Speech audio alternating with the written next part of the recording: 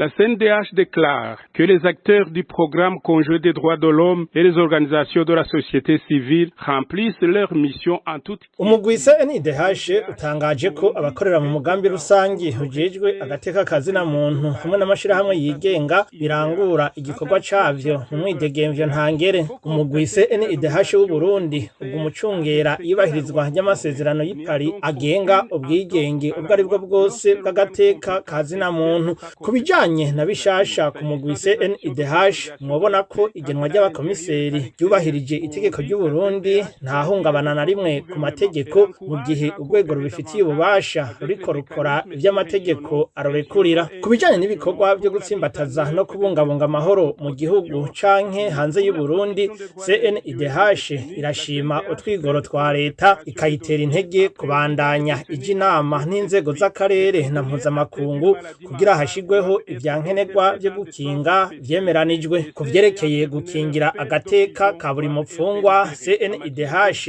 isaba ko hovangurwa amadosiye mu gushira imbere abanyororo babwirizwa kwitabwaho. Abapfungwa bafashwe n'ingwara yo mu mutwe bategerezwa gushirwa mu bigo vyabigenewe, nayo abahejeje umunyororo bari bakatiwe bategerezwa kurekurwa. Kubijanye n'ubwigenge bwo kumenyesha amakuru, CNDH irakenguruka ingingo yo gukuraho ibihano mu mwuga wo kumenyesha amakuru.